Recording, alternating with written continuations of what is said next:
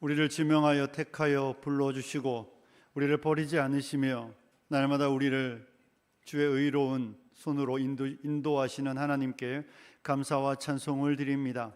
아버지 하나님, 그렇게 무덥더니 또 이렇게 억수같이 비가 내려 많은 이들이 고난 가운데 있습니다. 하나님께서 긍휼과 자비를 베풀어 주시옵소서. 환난당한 이웃들이 아버지 하나님 빠른 수습이 있도록 우리가 마음 쓰며 관심을 갖게 하여 주시옵소서. 하나님의 백성들 일주일의 삶을 지켜주셨다가 예배의 자리에 왔습니다. 하나님 땀 흘리게 하시고 수고하게 하시고 결실 있게 하셔서 오늘도 하나님 앞에 기쁨과 즐거움과 감사함과 자원함으로 예물을 드립니다. 우리가 드리는 예물을 받아 주시옵소서. 하나님, 삶의 필요들이 있습니다. 하나님이 채우시고 공급하여 주시옵소서. 하나님, 드려진 예물 하나님의 나라와 영광을 위하여 아름답게 지혜롭게 사용되게 하여 주시옵소서. 무더위 속에서도 우리 모든 성도들을 건강히 잃지 않게 하여 주시옵소서. 이 시간 주의 말씀 듣습니다. 하나님, 듣는 마음과 깨닫는 은혜를 허락하여 주시옵소서. 우리 가운데 누구도 마음 없이 앉아있는 이들 없게 하여 주시고, 사모하는 마음 없이 예배하는 이들 없게 하여 주시고, 사슴이 신의 물을 찾기에 갈급한 같이 하나님을 찾는 자들이 되어서 부족한 종의 입술을 통하여 전파되는 말씀이 심령에 새겨지며 깨달음의 은혜가 있는 복된 시간 되게 하여 주시옵소서. 은혜 주실 하나님을 기대하며 주의 백성들을 축복하며 예수님 거룩하신 이름으로 기도드리옵나이다. 아멘. 할렐루야. 우리 옆 사람하고 인사하겠습니다. 더운 날씨, 비 오는 날씨에 건강하십시오.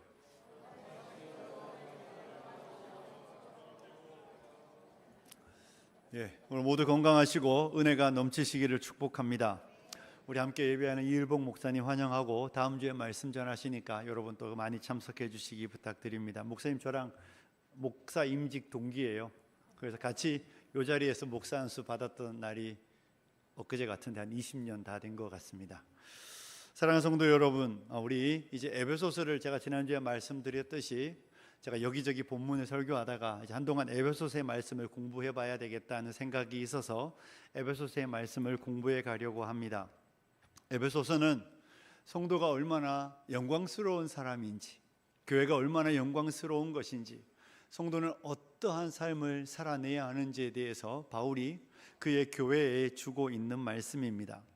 에베소서는 엄청난 서신입니다. 정말 위대하고 엄청난 성경의 많은 보화와 비밀들이 간직되어 있는 편지입니다. 그럼에도 불구하고 이 에베소서를 공부해 가는 날들 동안 우리가 함께 말씀을 보는 동안 제 안에 걱정과 우려가 하나 있습니다.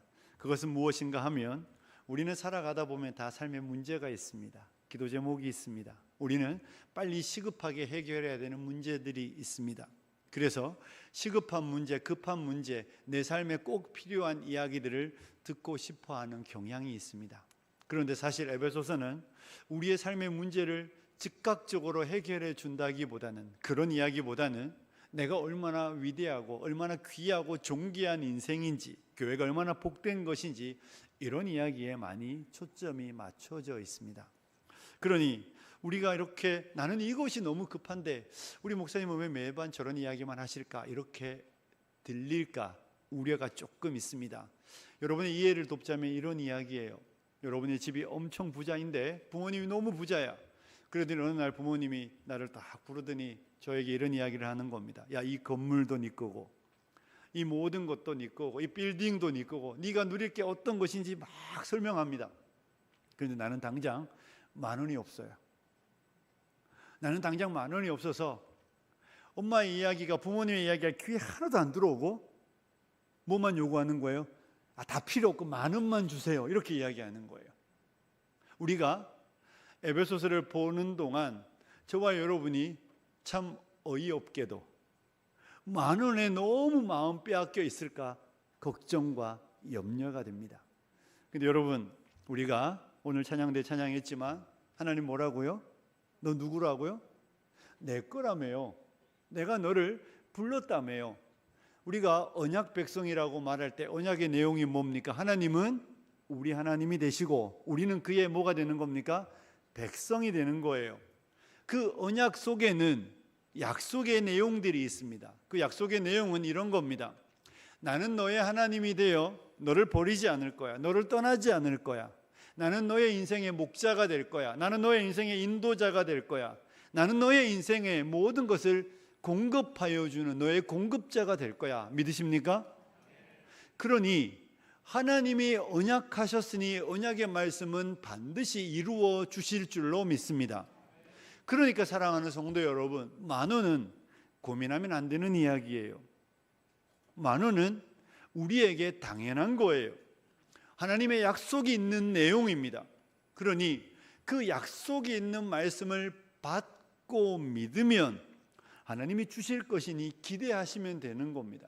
그러니 그 문제에 너무 함몰되어 있느라고 내가 누군지 잊지 않았으면 좋겠다, 내가 어떤 존재인지 잊지 않았으면 좋겠다는 생각이 제 안에 있고 여러분 안에 있어야 합니다. 그래서 에베소서를 공부하는 날들 동안 저는 우리가 얼마나 영광스러운 존재인지를 기억하며 우리가 살아내야 되는 삶의 내용이 무엇인지를 잘 배워가는 그런 성도의 아름다움을 다시 한번 기억하는 시간이 되시기를 축복합니다. 여러분, 에베소서는 가장 탁월한 서신입니다. 그래서 유명한 대가들이 이런 이야기를 합니다. 바울 서신의 면류관이다. 바울 서신의 여왕이다. 최고의 신성한 인간의 글이다. 성경의 그랜드 캐년이다. 뭐 이런 이야기를 하더라고요. 그러니 엄청 탁월하다 이렇게 이해하시면 됩니다. 그래서 스펄전 목사님은 에베소서는 완전한 신학 전집으로 교리, 경험, 실천을 통일한 압도적으로 완성된 서신이다 이렇게 말하고 있습니다. 뭔 내용인지 모르겠지만 아무튼 엄청 좋다, 엄청 위대하다 이렇게 말하고 있습니다. 대가들이 탁월함을 극찬하는 서신이니 우리가 읽어가며 배워가면 좋지 않겠습니까? 이런 이야기입니다. 어떤 사람이 여행 갔다 왔는데 너무 좋다고 이야기하는 거예요. 그런데 그 사람은 별로 신뢰가 안 가. 늘 그렇게 이야기하니까. 근데 옆에 있는 사람이 또 갔다 오더니 너무 좋대요. 그런데 어떤 사람이 그렇게까지 칭찬 안 하는데 갔다 오더니 야, 한 번 꼭 가야 된다. 다른 데 다 안 가도 거기 꼭 가라 이렇게 말하면 모든 사람이 그렇게 이야기하면 우리 가봐야 됩니까? 안 가봐야 됩니까? 갈 수 있으면 가야 되겠죠. 에베소서가 그런 데라는 겁니다. 걱정은 이거예요. 대가들만큼 제가 잘 설교할 만한 역량은 없다는 겁니다. 하지만 변하지 않는 건 대가들이 그렇게 이야기할 때, 위대한 믿음의 사람들이 이야기할 때에는 담임 목사가 다 담아내지 못해도 그처럼 우리가 알아야 하고 배우면 우리에게 충만한 은혜가 있다 이렇게 생각하며 우리가 에베소서를 볼 겁니다. 에베소서는 아주 탁월한 서신입니다. 사랑하는 성도 여러분, 하나님께서 바울 사도를 통하여 이 에베소의 말씀을 주실 때 하나님은 성도에게 우리가 누리는 것이 얼마나 풍성하고 우리가 누리는 것이 얼마나 충만한 것인지 알게 하시기 위하여 이 편지를 주고 있는 것입니다. 그래서 에베소서는 성도가 누리는 그 영광과 풍성이 어떠한 것인지 깨달아 알게 하기 위하여 이 서신 가운데 우리에게 바울은 풍성과 충만이라는 단어를 많이 나열해 주고 있습니다. 여러분 1장 7절 한번 보십시오. 띄워주지는 않을 거예요. 아마 1장 7절에도 보면 제가 읽습니다. 우리는 그리스도 안에서 그의 은혜의 풍성함을 따라 이렇게 말하고 있습니다. 3장으로 넘어가 보시면 3장 8절에도 이렇게 되어 있습니다. 3장 8절 중간 부분에 가면 이 은혜를 주신 것은 측량할 수 없는 그리스도의 풍성함을, 측량이 불가능한 그리스도의 풍성함 이렇게 되어 있습니다. 16절에도 보면 그의 영광의 뭘 따라서요? 풍성함을 따라서 이렇게 되어 있습니다. 풍성함. 자, 19절을 보시면 이렇게 또 이런 표현이 나오고 있습니다. 하나님의 모든 충만하신 것으로 너희에게 충만하게 하시기를 구하노라 이렇게 되어 있습니다. 4장 넘어가죠. 4장 13절 같이 읽을게요. 시작.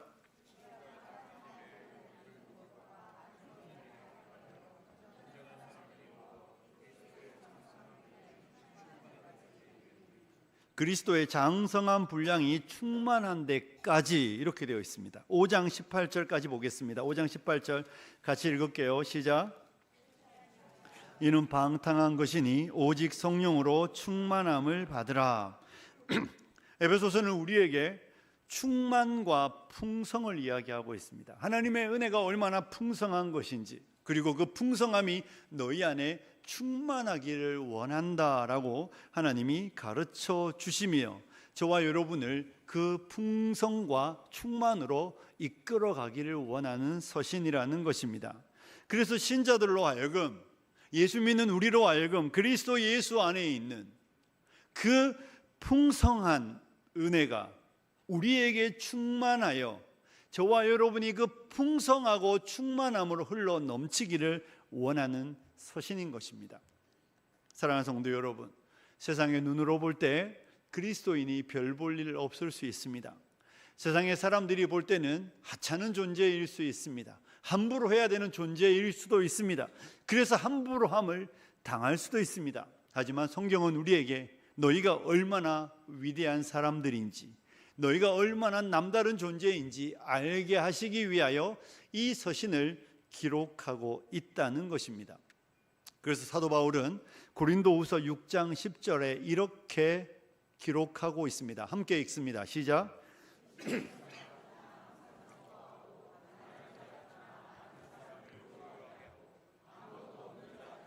모든 것을 가진 자로다. 아멘. 보시면 이렇게 되어 있습니다. 근심하는 자 같으나 어떻습니까? 항상 기뻐하고, 가난한 자 같으나 많은 사람을 뭐하게 합니까? 부유하게 하고, 아무것도 없는 자 같으나 모든 것을 가진 사람이다. 누가요? 제가, 여러분이, 우리가 그런 사람이라는 것을 믿으시기를 축복합니다. 하나님은 우리 수중에 만원 없지만, 우리 수중에 만원 없어서 아무것도 못하는 자라고 말하지 않는 것입니다. 우리 수중에 만원 없기 때문에 근심하는 자라고 말하지 않습니다. 사람들이 보기에는 만원도 없는 그런 별 볼 일 없는 가난한 사람처럼 보일지 모르지만 성경은 우리에게 분명히 말하는 것입니다. 근심해야 되는데 항상 기뻐하는 사람이고, 가난한 자 같은데 그 가난함이 아니라 많은 사람을 부유하게 해주는 사람이고, 아무것도 없는 자 같지만 모든 것을 가진 사람이 성도라고 말씀 주고 있는 것입니다. 사랑하는 성도 여러분, 우리는 에베소서를 열며 우리가 이런 사람이라는 것을 배우려고 하는 것입니다. 가졌기 때문에 기뻐하는 사람이 아니라, 문제가 없기 때문에 기뻐하는 사람이 아니라, 근심하는 자 같으나 항상 기뻐하고, 아무것도 없는데 많은 사람을 부유하게 하고 모든 것을 가진 그 사람이 저와 여러분이라는 것을 이 서신을 배워가며 알아가므로 충만하시고 기쁨이 넘치시기를 주님의 이름으로 축복합니다. 이것이 서신을 우리에게 주시는 목적입니다. 그런데 또 염려가 있습니다. 뭐가 염려겠습니까? 이렇게 풍성함을 가졌음에도 불구하고 저와 여러분이 가난한 자처럼 살아갈까 염려하시는 하나님의 염려가 있는 것입니다. 이렇게 탁월한 선물을 받았는데, 이렇게 탁월한 것이 저와 여러분인데, 풍성함은 온데간데 없고 가난하고 궁핍하여 걱정과 염려가 넘치는 사람들이 없는지 하나님은 걱정하시는 것입니다. 찬양대 찬양했던 것처럼 너는 나의 것이다, 내가 너를 택하여 지명하여 불렀다, 버리지 않는다, 이 이야기로 충만한 서신을 읽고 배우고 있음에도 불구하고 가난한 자처럼, 아무것도 없는 자처럼 근심과 염려와 불안함에 함몰되어 버린 이가 있을까? 하나님은 염려하고 계신 것입니다.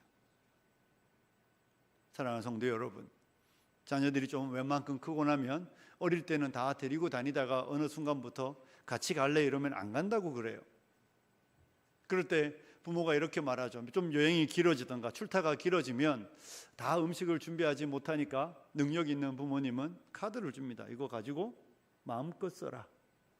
그런데 갔다 왔더니 아이가 삐쩍 말라서 한 20kg 빠져 있고 정말 먹지 못하여 배고파 죽을 것 같다고 이런 이야기하면 얼마나 속상하겠습니까? 하나님은 맞는 키와 같은 카드를 우리에게 맡겨주시고 이 풍성함으로 충만하여지라고 말하는데 피골이 상접한 자녀의 모습, 완벽하게 우리의 인생을 갖추어 주시고 우리의 삶에서 정말 모든 것을 예비해 놓았는데, 아니 밖에 문 열고 나오는데 거지도 그런 거지, 이런 상거지의 모습으로 나타나면 부모가 얼마나 속상하겠습니까? 하나님은 우리에게 이 서신을 가르쳐 주시며 저와 여러분이 풍성하고 충만한 자 되기를 원하시는 것입니다.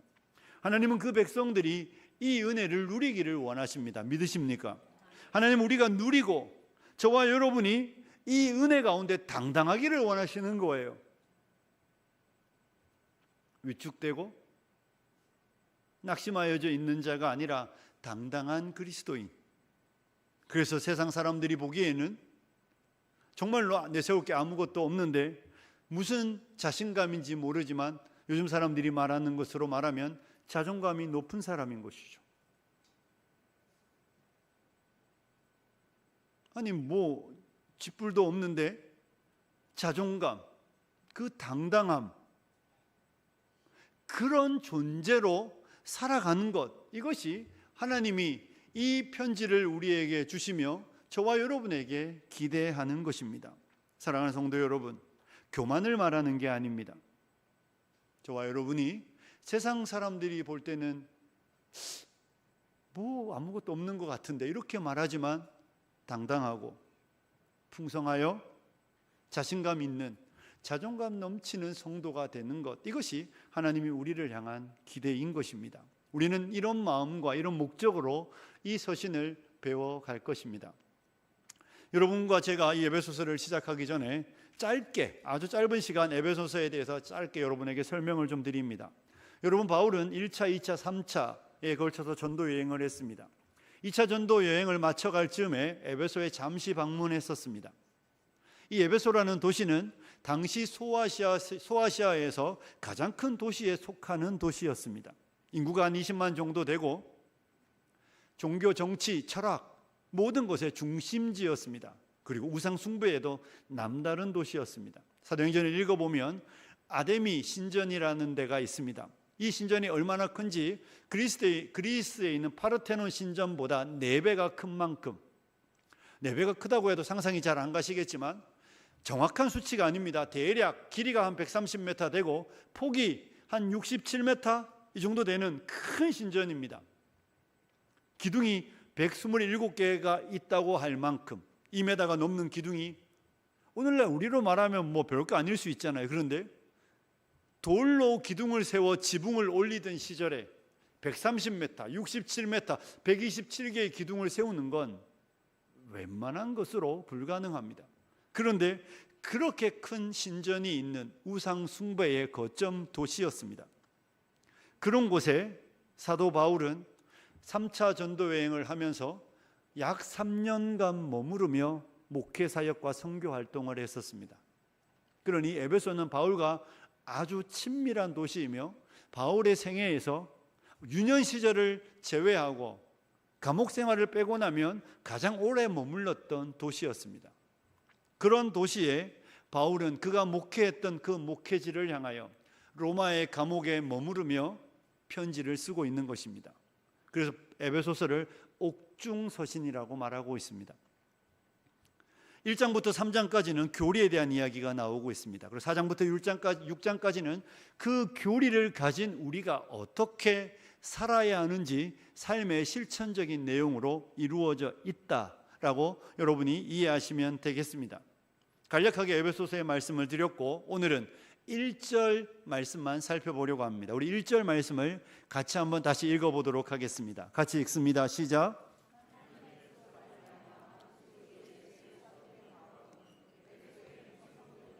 그리스도 예수 안에 있는 신실한 자들에게 편지하노니. 아멘.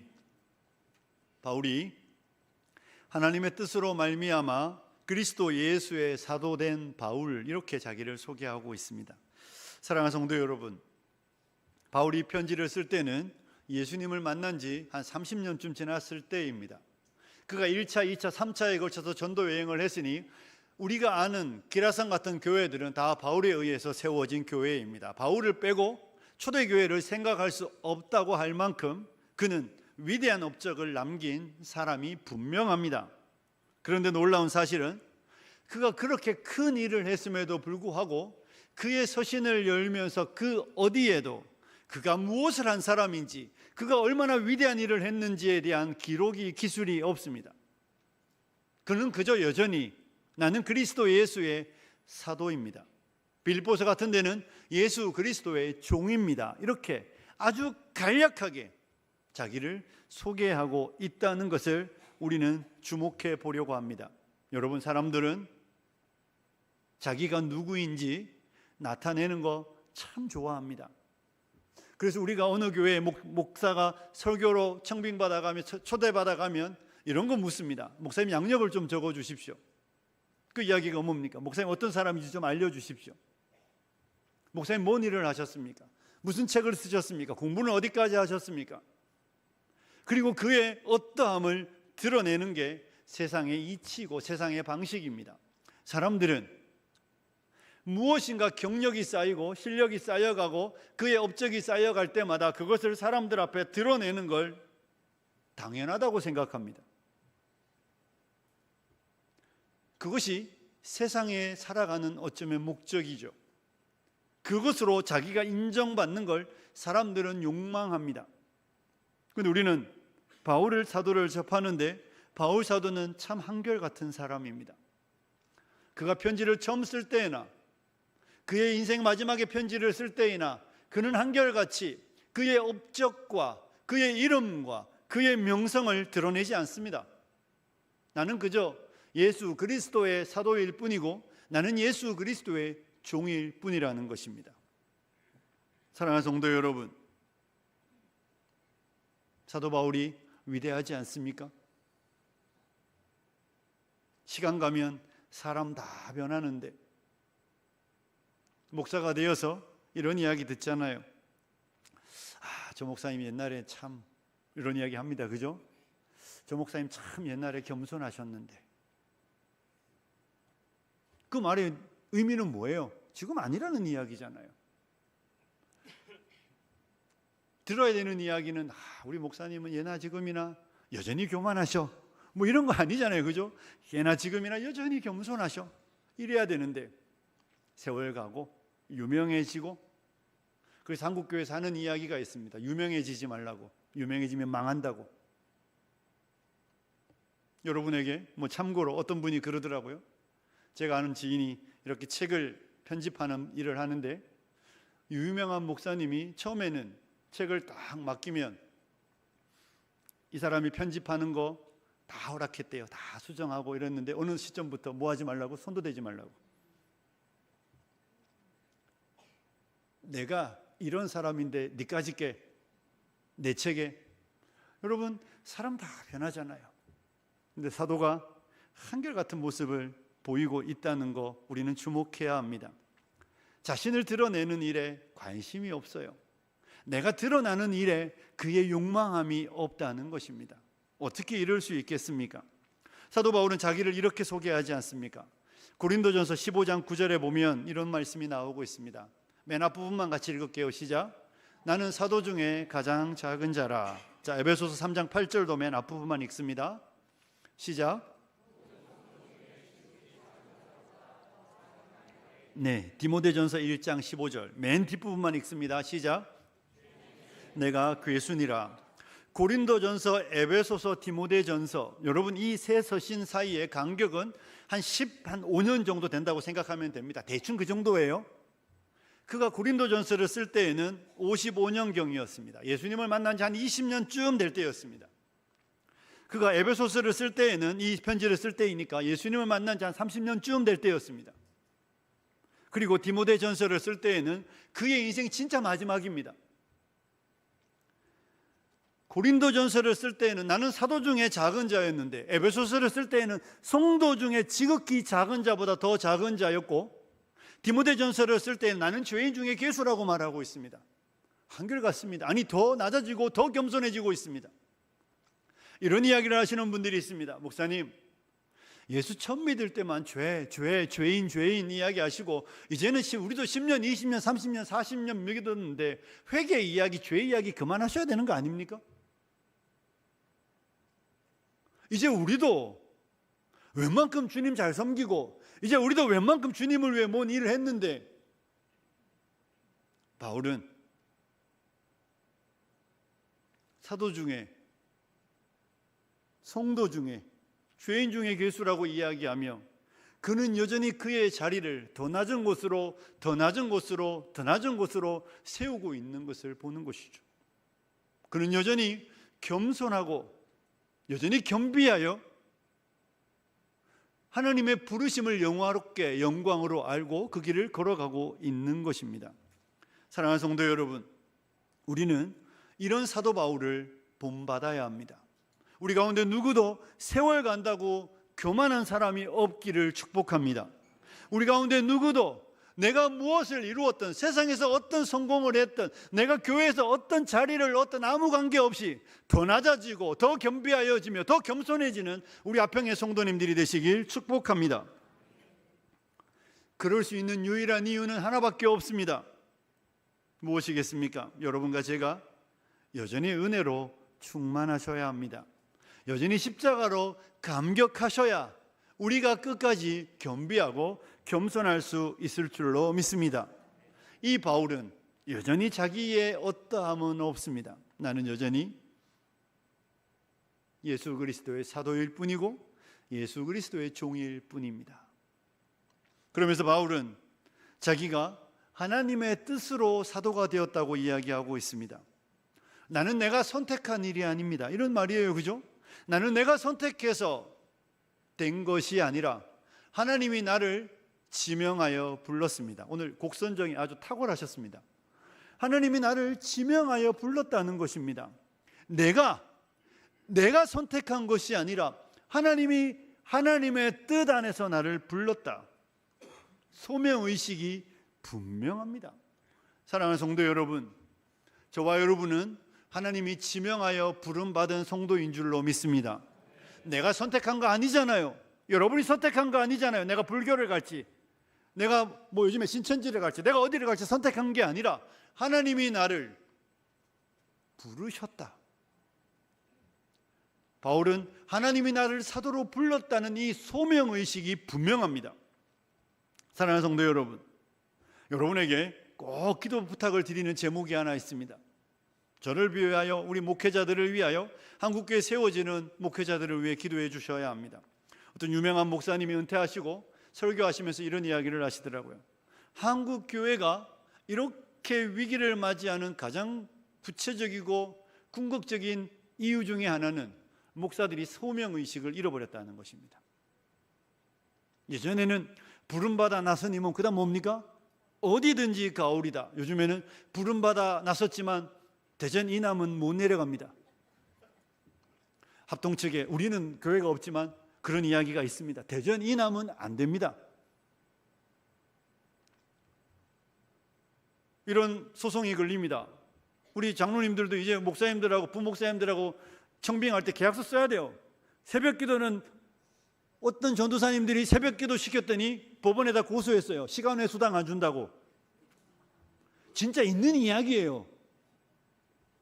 소명은 온데간데 없습니다. 아르바이트예요, 아르바이트. 교회 사역 안 해요. 왜 안 하는 줄 아십니까? 아니, 시급 최저임금보다 작은데 왜 하냐고. 그럴 바에는 그냥 알바하고 말지. 이것이 한국교회에 다 그런 건 아닙니다. 현 주소라는 것입니다. 괴로우나 즐거우나 주만 따르는 건 다 거짓말입니다. 목사 안수 받을 때 그렇게 서약했지만, 물론 생계가 어려우면 요즘 말하는 이중직 할 수 있다고 저는 생각합니다. 그럼에도 불구하고 하나님이 나를 말씀의 사역자로 불렀다는 것을 믿는다면 그 일은 내려놓으면 안 되는 것이죠. 그런데 쉽게 떠나는 것입니다. 소명이 무엇입니까? 저와 여러분이 많이 기도해 주셔야 합니다. 사랑하는 성도 여러분, 하나님의 뜻으로 성도가 되었고 하나님의 뜻으로 목사가 되었고 하나님의 뜻으로 우리가 이 영광을 얻었다, 이렇게 말할 때 우리가 바울을 한번 생각해 보아야 되겠지요. 내가 하나님의 뜻으로 말미암아 그리스도 예수의 사도가 되었다는 것은 우리 편에서 되게 영광스러운 이야기인데, 오늘날 세상의 기준으로 말하면 그는 모든 것을 포기했다는 이야기입니다. 잘 나가던 유대 사회에서, 정치와 종교가 분리되지 않은 유대 사회에서 베냐민의 집하고 정말로 가말리엘 문화에서 배우는 그 탁월한 그 영광, 그 권세, 부귀, 모든 보장된 것들을 하나님이 나를 부르는 날 다 내려놓았다는 거예요. 태어나면서 로마 시민이었는데 그 부까지도 다 내려놓고 주님을 따라가고 있다는 의미입니다. 사랑하는 성도 여러분, 그가 그 직분을 위하여, 이 사도의 직분을 위하여 다 포기했다는 것을 이 하나님의 뜻 안에, 하나님의 뜻이란 말에는 다 내포하고 있는 것입니다. 그럼에도 그는 많은 고난과 박해가 있었지만 그 하나님의 뜻을 따라 사도의 길을 가는 날들 동안 그가 이전에 자랑하고 추구하고 쫓았던 모든 것들을 배설물로 여긴다고 이야기하죠. 제자들이 제자로 부름을 받을 때 나를 따라오느라 내가 너희를 사람 낚는 어부가 되게 하겠다고 말할 때 그들은 배와 그물과 아비를 버려두고 주님을 쫓았습니다. 마태가 주님의 부르심을 받을 때 그는 평생 보장된 노후의 모든 것, 그 모든 부귀를 버리고 주님을 쫓아가는 것입니다. 하나님의 뜻이란 말 안에, 그 뜻을 이루기 위해 그 안에 내포된 의미는 포기가 있습니다. 내려놓음이 있습니다.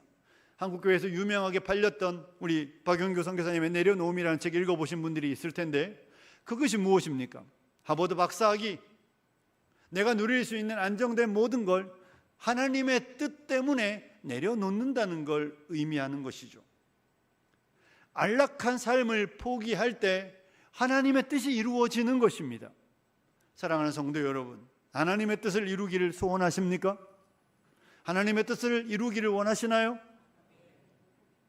포기와 내려놓음은 선택이 아니라 필수입니다.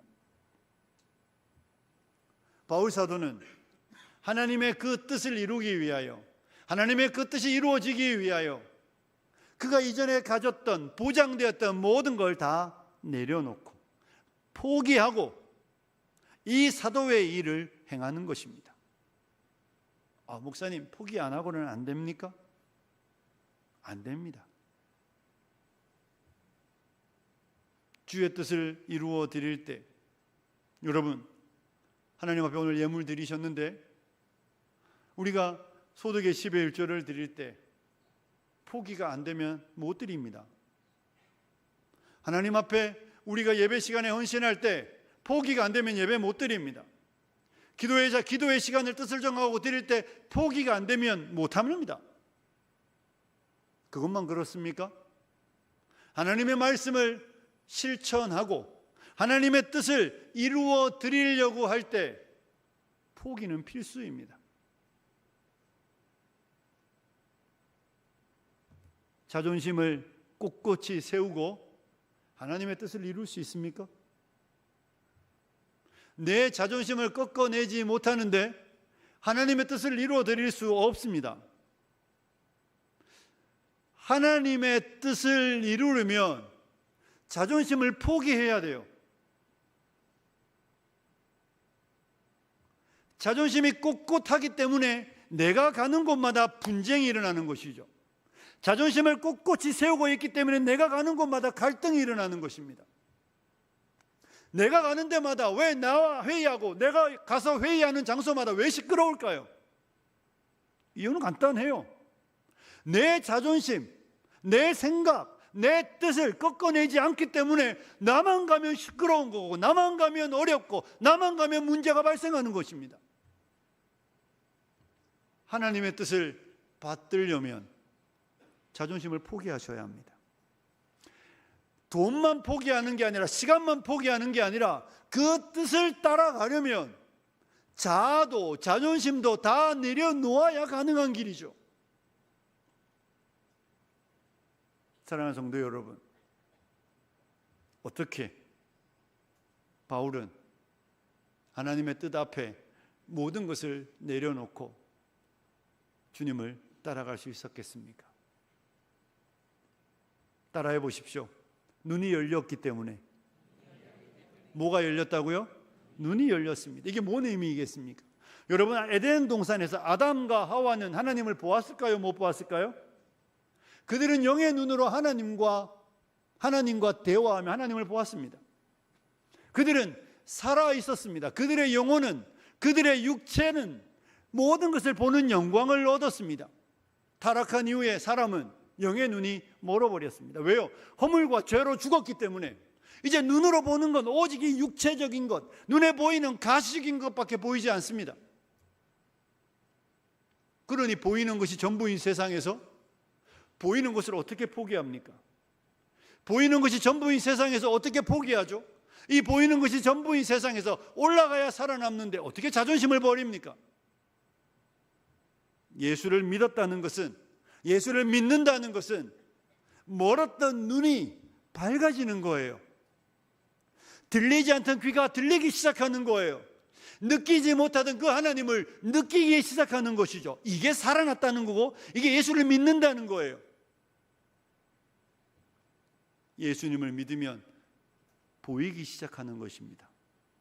하나님이 보이고, 그리스도 예수가 보이고, 하나님의 말씀이 들리고, 보지 못하던 그의 나라가 눈에 보이기 때문에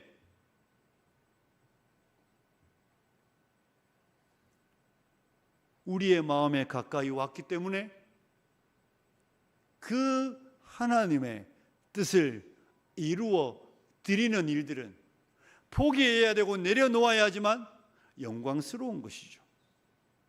그렇기 때문에 할 수 있는 일들입니다. 여러분의 의지로 자존심 좀 내려놓으라고 100번 1000번 말해도 이렇게 묻지요. 목사님은 하실 수 있겠냐고. 사랑하는 성도 여러분, 여러분이 주의 교회를 위하여, 하나님의 나라를 위하여 내려놓고 포기하고 하나님의 뜻에 순종하려면 여러분의 눈이 열려야 합니다. 여러분의 귀가 들려야 하고 여러분의 마음이 살아나야만 하나님의 뜻을 이루어 낼 수 있습니다. 절대로 그전에는 불가능합니다.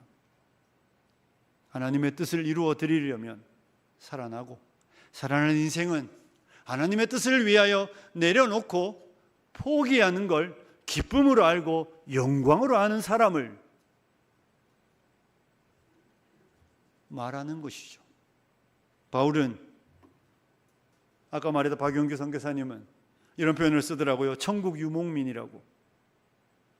이 땅에다가 땅을 깊이 파고 이곳에 콘크리트 집 짓고 비가 오고 바람이 불어도 흔들리지 않는 이 땅에 나의 천국을 만들겠다고 생각하는 게 아니라 주님이 언제든지 부르시면 거둘 수 있는 텐트를 치는 것이죠.